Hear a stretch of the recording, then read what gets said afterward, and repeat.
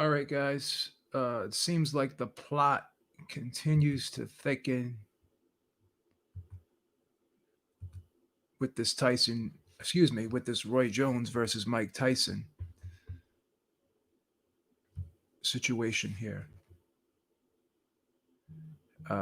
Obviously, we all know that the fight was pushed back to November. I believe it's November 28th. And it was originally supposed to be scheduled for September. So the plot continues to thicken in regards to this whole thing with Tyson versus Jones. But now news just came out, and it was reported by Boxing Scene and essentially Sports that this fight is now going to be scored. So let's take a look at here. It says some quotes, because TMZ reported this. I don't know how reliable that is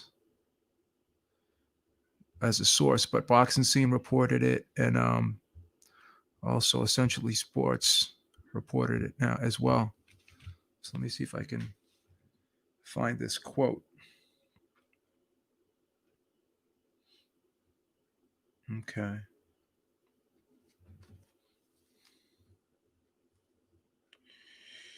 All right, trying to find the quote here.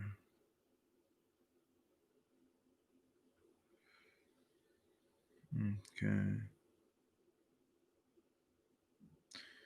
Let's read what Mike Tyson says. He says, "Anyone who thinks this is anything but Roy and I attempted to knock each other out doesn't know me. This temporary inconvenience will last longer than Roy Jones Jr."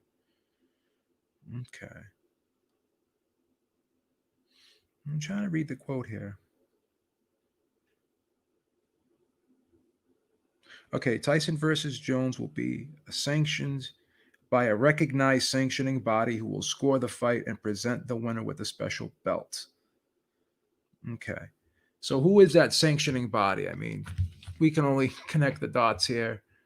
Uh, Obviously, you know, we've we know the sanctioning body that likes to create those commemorative belts, and WBC. So it looks like the WBC possibly, and this is just my speculation, is going to be involved here, and they're going to sanction the bout, and they're going to actually come up with a championship belt for the winner.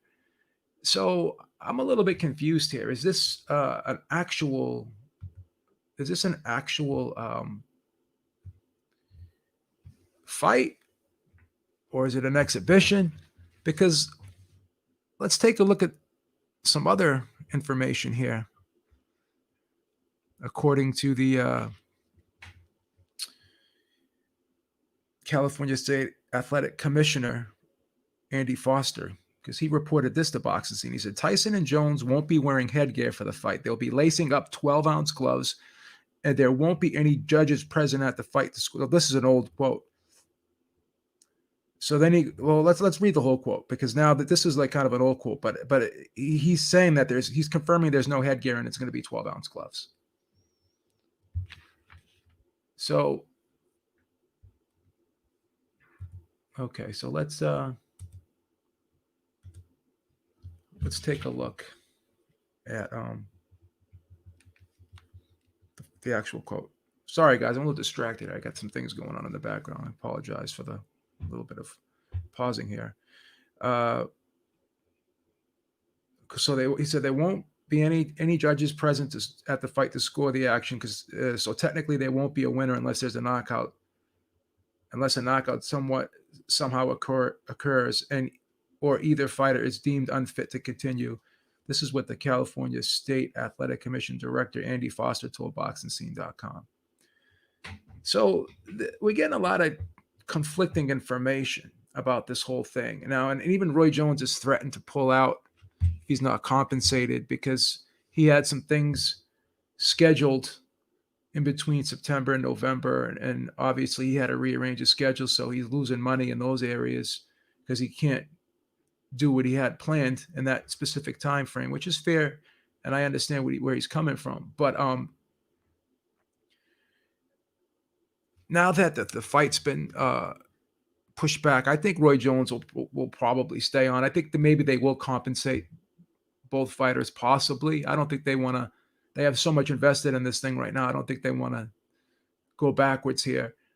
But you have to ask yourself, why did they really push this back now? Now, were they getting pressure from Mike Tyson and Roy Jones that, hey, you know what, we want this to be a real fight. We don't want to just go in there and play around.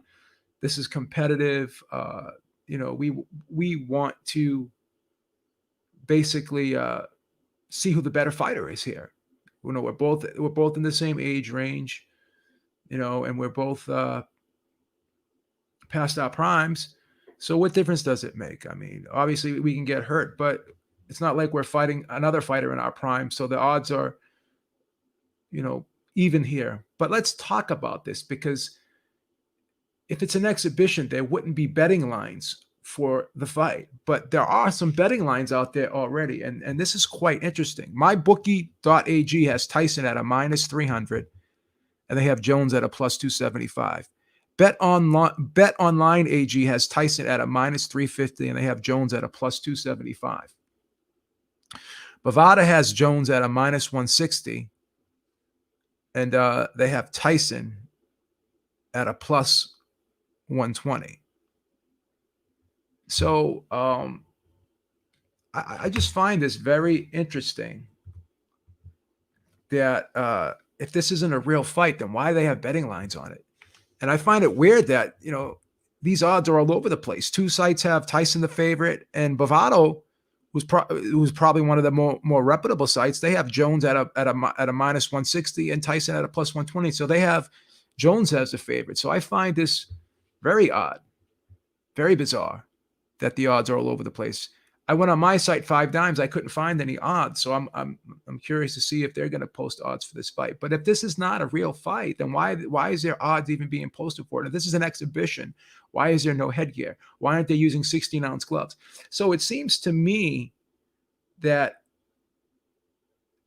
as this unfolds and more things get revealed, I think this is going to end up being more than just an exhibition. I think both fighters want this to be a real fight, in my opinion. What's the purse, JC says? I don't know. I think they're going to be getting a couple million each. What's up, Ryan? How you doing, buddy? Yeah, I think they're going to be getting a couple million each. I think this is going to be very interesting. Ryan says, what's the play on the fight? Well, there's actually odds. MyBookie.ag has Tyson at a minus 300 and Jones at a plus 275. BetOnline.ag has Tyson as a minus 350, and they have Jones at a plus 275. And Bovado actually has Jones as the favorite as a minus 160 and Tyson at a plus 120. I would favor Tyson here. I just think he's the bigger, stronger, harder puncher here. And I think technically he's probably better than Roy. And I think that Tyson's more durable. He's never really been knocked out.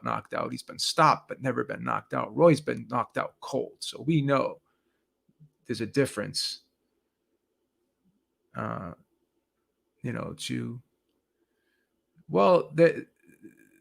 commission is involved in the fight. So Sample King says maybe they're using the term exhibition to get by the commission. No, the commissions are involved in the fight. They're already involved in the fight. Andy Foster is basically talking about the rules, and he sanctioned the bout, and he's saying that there's no headgear, and he's saying there's 12-ounce gloves instead of 16-ounce gloves. So the 12-ounce gloves aren't quite the 10-ounce that are customary from heavyweights, but they're still smaller than 16s. So yeah, this thing is really interesting, man. So like I'm saying, did they push this back because now they've decided that this is not going to be an exhibition? This is going to be more along the lines of a real fight, and both guys are going to need more time to train and prepare. So we'll see as this continues to unfold if we get any more information. But Again, you have to ask yourself, if this is just an exhibition, why is there odds being posted on gambling websites? And why now is a sanctioning body going to score the fight and present the winner with a belt if this is just an exhibition? So this, I think they're realizing the potential to make a lot of money here on this event. I think everybody involved realizes that we could really maximize our earning potential and revenue here if we market this and try to make this as close to a real fight as possible, because then more people will be interested. Because if everyone's being sold that this is just going to be an exhibition and these guys are going to go in there and play around, they're not going to try to win or hurt each other or knock each other out, I think people may not be as interested if that's the case. So by them doing it this way, I think they can get more interest in the fight. I think the fight will be more, people will be more interested in the fight. And I think it'll definitely do more pay-per-view buys. I think this thing does possibly 1.5 million pay-per-view buys. I think this will do very well. I think people will be interested. I think the curiosity factor is going to be great here. And you have to ask yourself now, are you more concerned now that you know that there's no headgear? Are you more concerned now that there's 12-ounce gloves? Are you more concerned now? And I'm talking about people who are the detractors and people who aren't really crazy about Roy Jones and Mike Tyson fighting. And then when you hear quotes like this, originally from Andy Foster, because he's been all over the place. First, he's saying that the rules, if they go hard at each other, the ref's going to stop it and tell them to take it easy once he starts seeing them go hard at each other. But now he's saying, originally he said the fight wasn't going to be scored. So this came out of his mouth. So technically there won't be a winner unless a knockout somehow occurs or either fighter is deemed unfit to continue. So which one is it, Andy Foster? If the fight isn't a real fight, and you're gonna discourage them from going at each other hard, and this is initially what he said, then why would you even think about mentioning a knockout occurring if it was supposed to be officiated where it would be almost impossible for a knockout to occur, because once one guy started hurting the other, or once one guy started going hard at the other, it was said that the referee was going to step in and stop the action and tell them to slow it down. So I'm confused. First, it wasn't going to be scored. Now it's going to be scored. First, I heard that there was going to be headgear and they were going to use big gloves. Now they're not using headgear and the gloves are still big, but not as big as what exhibitions usually are. Exhibitions are usually 16-ounce gloves. Never really seen an exhibition with 12-ounce gloves. And I could be wrong here, but correct me if I'm wrong. Anyone who knows about an exhibition that was more than 12-ounce gloves. So I repeat myself here. What I think is happening is they're seeing the potential for this to be really big if they try to make this as close to a real fight as possible. Of course, there's going to be stipulations here. I think the fight's going to be 8 rounds instead of 10, so it's a shorter fight, and the gloves are a little bigger than the customary 10-ounce gloves that heavyweights use. They're 2 ounces bigger. I don't know how much of a difference that's going to matter. But if they're scoring this fight, then I guess each fighter is not going to go in there just to play around. They're going to try and win. Both guys are talking like this is a real fight. They have been talking like this is a real fight. And at first, I thought this was just promotion by both guys. But now, it seems like other people who are involved in the event, and even the athletic commission director is saying that he's insinuating that this is going to be a real fight, that a knockout could occur. They don't mention the sanctioning body that's going to be involved in the scoring. They just say, let me go back and read that actual quote again.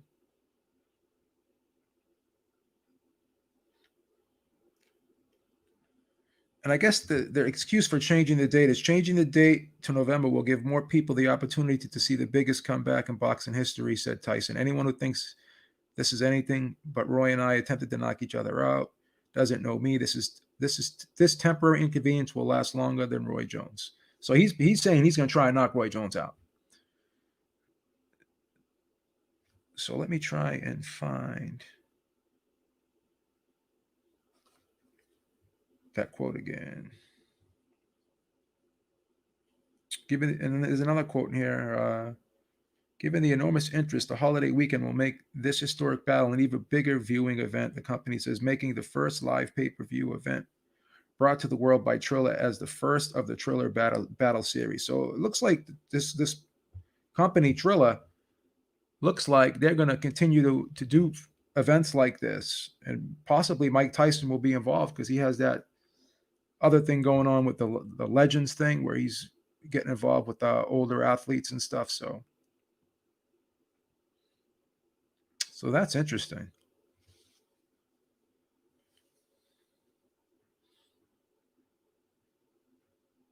So it says, according to TMZ, there will be judges involved to score the fight, and one of the 4 sanctioning bodies will award the winner a specially commissioned belt. And here's the undercard. You know, Jake Paul's going to be fighting former NBA star or NBA star Nate Robinson. Badu Jack is on the card fighting Blake McKernan, 13-0-6. So they're putting together a pretty decent undercard. And then another fight on the card is Mayweather Promotions prospect Vital Ridley will enter the ring against Rashad Coulter, a former MMA fighter who competed in the UFC until 2018. So it's a pretty decent undercard. I'm curious to see how much the pay-per-view is going to be. I wonder if it's a good idea putting it on in November close to the holidays. Will that be a bad move? Will people be willing to spend money because Christmas would be right around the corner? You know, people are getting ready to think about Christmas shopping. So I don't know. September is usually a good month for pay-per-views. But again, like I said, I think they're trying to make this event really, really big. So I guess the extra time would help with the promotion. And I don't think Roy Jones is going to pull out. I think Roy Jones will be compensated. I think both guys will probably get more money now that they're kind of pushing this more towards a real fight. And as I said earlier in the video, I think both guys have said, you know, we're in good shape. We're okay. Let us fight. You know, we're two former world-class athletes. Obviously, we're not what we once were, but we're still better than a lot of people out there. We're not some average guy just going to a gym trying to work out and spar. But you still have to, concern yourself with Roy Jones because he's been knocked out cold before. You know, I know Mike Tyson himself too has been stopped in his career, but it's just, I can't help but every time I hear that Roy Jones is getting back into the ring, I can't help but envision those knockouts that he suffered over his career, where he went face first down on more than one occasion, and he was just stopped. JC says, "Are you buying, Beeb?" Yeah, I'm buying. Of course, I'm gonna buy. I think this is interesting. I'm curious. I'm real curious. So yeah, I'm definitely buying. I have no problem buying this event. Not at all. Not at all. But yeah, we'll see what happens. More and more information continues to come out regarding this event, and it's almost like there's a lot of moving parts here, and this is kind of like a project that continues to evolve as time goes on, and who knows what's going to happen next. Maybe they'll make it 10 rounds instead of 8. Maybe they'll go back to 10-ounce gloves. Who knows? Maybe they'll announce who that sanctioning body is. But if I were to guess, let's take a vote in the chat. Who do you think that sanctioning body is that's going to actually sanction the bout and score the bout, have the bout scored, and actually is going to present the winner with a commemorative belt? Would the initials be WBC? I mean, they're known for doing that. They're known for stepping in. Like they made the Mayweather-McGregor fight. They even had a belt for that. They have a belt for everything. You know, they have belts for everything over there. They create more titles than anything. So Yeah, Teflon TV comes out with an interesting point saying some people you just can't tell don't take a KOL. Roy's one of those people. Well, I don't think anyone takes a KOL, but Roy takes it probably worse than most. You know, he seems to have that spot where he gets hit in that temple area every time. That's like his Achilles heel. Is if you just touch him there, he's out. You know, he's out. That's like Ryan On says WBC is a decorative ornament jewelry company. Yeah, I get that's kind of odd if you think about it. You know, I heard that those belts don't even have real gold in them. They're gold plated. That's what I heard. And I heard that the fighter actually has to pay for his belt.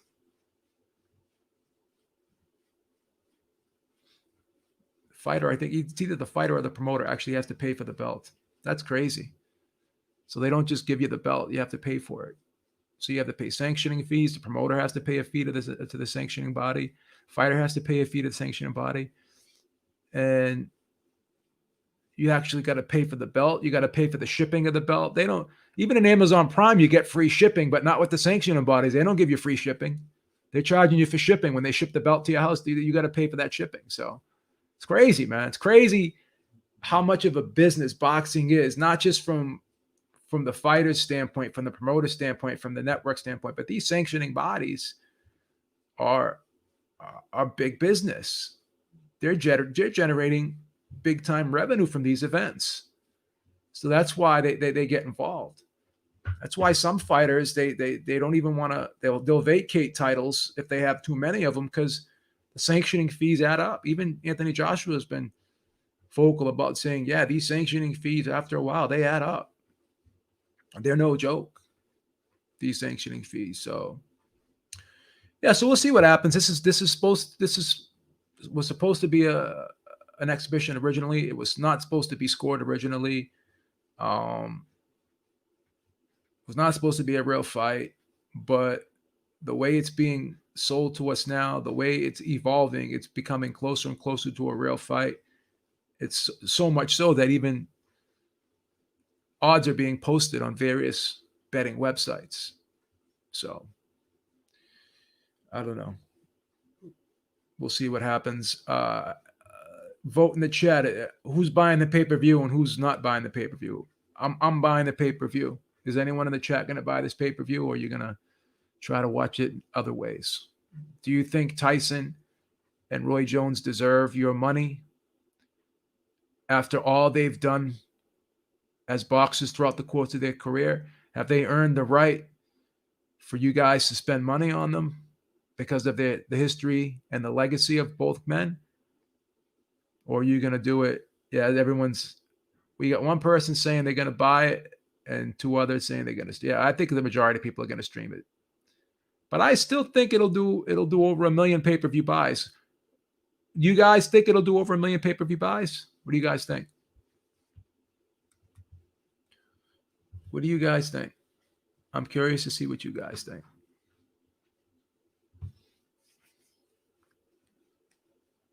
I'll wait for our Eastern Euro friends to upload it to YouTube, says Rue 504. Yeah. JC's going to stream it legally. Yeah, this is, it's interesting to see. Yeah, I think that's my prediction too, Ryan. I think it does 1.5.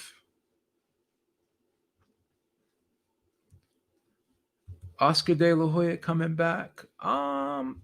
Yo, what's up? What's up, Dwayne? I don't know if I'm gonna actually do a video on Oscar De La Hoya coming back. Let's talk about that. Because he's trying to say that he wants to come back. He doesn't want to do an exhibition. He wants a real fight. I don't know what weight he's going to come back at. That hasn't been revealed. He's training. He's going to start sparring. And again, when these guys come back, it's all about the expectations. Now, when you come back, are you coming back to be what you once were, to be a world champion? Or are you going to back and fight other guys who are at the same stage and same level as you are? Because as I said before, the body changes, obviously, we all know as we get older, and recovery and how well we take punishment and all that. It's all boils down to conditioning. We deteriorate as we get older. But if we alter what we do, like if before you used to run and you can't run anymore, you can still walk. If before you used to lift free weights and you can't lift heavy free weights anymore, you can go to machines.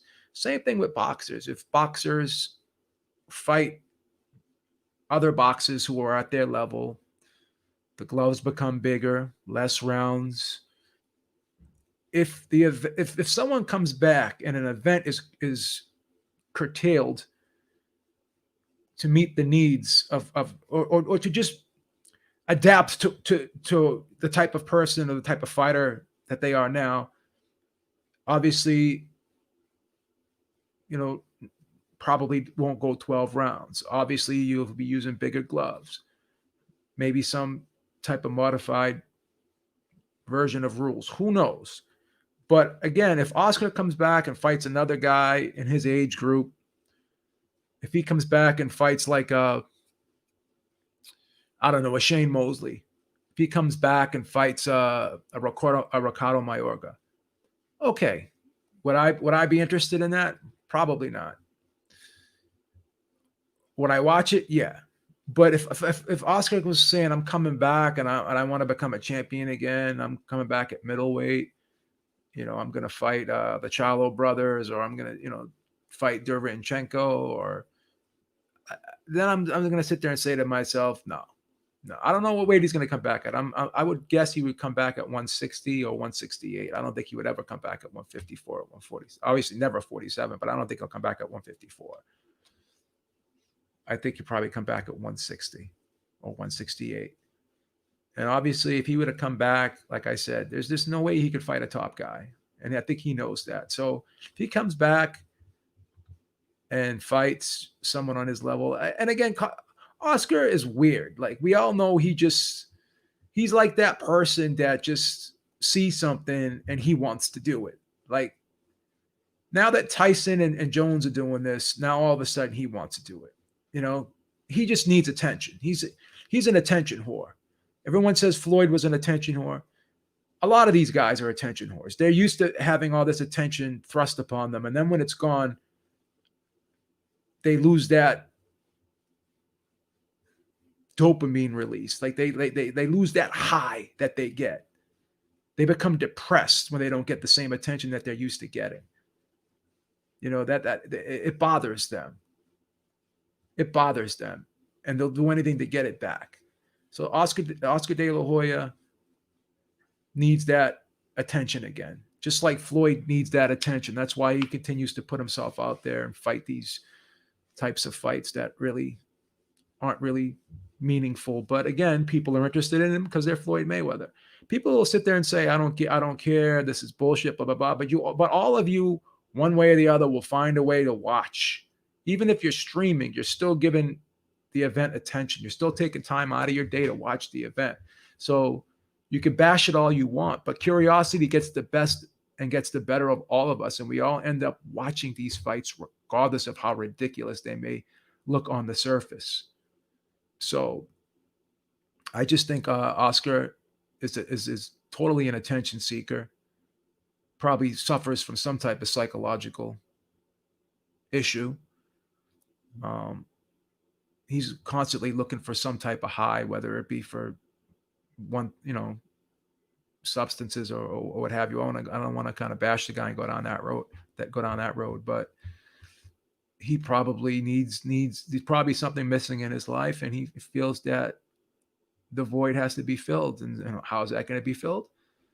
I'm going to come back and box, so we'll see. We'll see what happens. We'll see who he fights. But again, it's going to have to be someone in his age group that's probably been out of the ring as long as he has. And it's not, it can't be a serious comeback. As long as it's not a serious comeback, then, it is what it is. So we'll see what happens with that. But he does need some type of high. He needs some people just need constant attention. Some people just need to feel like they're important. They need people to talk about them, whether it's positive or negative. People say, I don't care what people think. Yeah, but you know what? You're always putting yourself out there. You're always looking for attention. You're always saying things hoping to elicit a response, whether it be positive or negative. Just like all these people out there, these Hollywood actors who all of a sudden become political activists. And usually these Hollywood people that all of a sudden become political activists, they're usually the ones that don't have much going on. They're the ones that the phone stops ringing. So they go out there on Twitter and they get involved in politics and they try to say things that they know people will respond to, whether it be positive or negative, and it gives them attention. It's like self promotion. You know, you don't see guys like Mark Wahlberg or The Rock really going out there and talking about politics that much.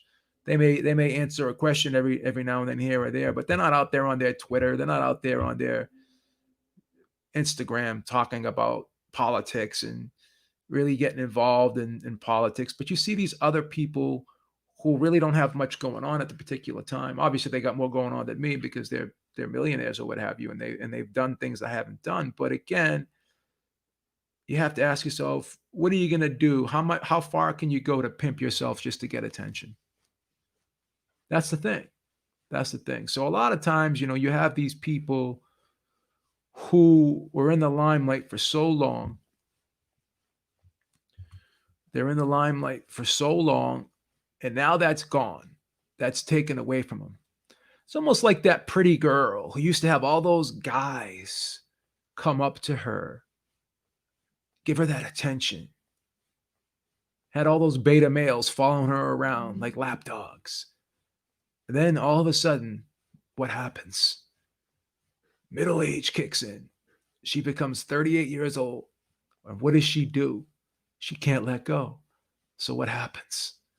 Dyes her hair, gets that plastic surgery on her face, on her body, continues to try to hold on to that youth that is slowly slipping away because she cannot not be that symbol of beauty that she once was. She cannot let go of that. So what happens? The surgeries start. All the enhancements start. And it's just the way it is, man. Unfortunately, men, we're success objects. That's why I used to go to Vegas all the time and look at these guys with beautiful women. And again, I'm a hater. I'm a self-professed hater. That's just the way I am. I'm a self-professed hater. So I see these guys and I'm just looking at them and I'm like, I don't know how he got that woman, but I do know how he got that woman. It's the status that he has. It's the money. It's the car he drives or whatever. Men don't care how much money a woman makes. Men don't care what a woman does for work. Men don't care about all those things. It's the women that care about that with the men. So again, this is going off into another direction right now, but I'm going to tie it in. So a man, it's all about status for a man. I used to be a world champion. These guys are saying to themselves, I used to have people always want to interview me. I used to have people follow me around. So men are all about status. You see what I'm saying? That's why I'm trying to tie this in at you and explain to you the relevancy of what I just said. So a man doesn't care too much about his looks. Some men do. Some people are obviously want to stay in shape and look the best they can. But more often than not, a man cares about his status, how he's perceived, what his position is in the grand scheme of things. What position does he hold in the food chain? Is he an alpha, a beta, or a combination of both? How much status do I have? How much money can I make? How much influence can I have? Because a lot of things in this world can be bought. We've seen it. A lot of things can be bought. And that's what this is all about, guys. When you see these guys come back and you say, why? Because nobody wants to let go of what they once were if they had a high status. Once you achieve a certain level, it doesn't feel good when you're on the other end of that and going downward. That's why you see guys in any sector of life when they transition into retirement, why it's hard for them. They need something to fill the void. Sometimes it could be drugs, sometimes it could be alcohol, sometimes it could be food, sometimes it could be women, you know, sometimes it could be working out. I'm going to go to the gym with my free time. I'm going to do something else. I'm going to write. I'm going to make videos. I'm going to, we all need something to make ourselves feel relevant. Okay? And even though you have fighters who become trainers, they become promoters, it's still not the same as being a fighter. Think about that. Being a fighter is the ultimate alpha male status. When you're a fighter, you're a world champion. You're considered the best in the world. And all of a sudden, that's gone. That's taken from you. And you say, oh, you know what? That's in the past. I don't need it anymore. Then one day you wake up and you just miss it. You just miss it. You know? It's like on the holidays. You think about loved ones that you've lost. And obviously you probably think about them throughout the year. But then one day you wake up on and it's Thanksgiving or it's Christmas. It hits harder. It hits harder at those particular times. It's like these guys. One day, for a couple of months they'll be fine. Obviously the things will pop in and out of their head. They'll think about things, but then one day they just wake up and they're like, "Damn, I miss this. I miss this. I'm lying to myself thinking that I can do without it." So that's why these situations happen. People will say, "Well, these guys got enough money. They should just enjoy themselves." But that's why Sugar Ray Leonard kept coming back. You know, that's why Floyd Mayweather kept coming back. And that's why Mike Tyson's coming back. That's why Roy Jones is coming back. That's why Oscar De La Hoya is coming back. You have to ask yourself, why does this continue to happen? It's all up here. It's all up here. That's what it's about. It's all up here. These guys just can't let go. They can't let go. All right, guys. Thank you so much for tuning in this morning. Beeb is out. I will talk to you all soon. Have a great day. Beeb is out. And yeah, enjoy the rest of your day, man. And let me know what you think about this whole situation. Do you think this will be a fight or not? Or do you think it'll be an exhibition? Just let me know. All right, guys. Beeb is out. Talk to y'all soon. Peace out. Have a great day and stay safe. Thank you so much for joining me.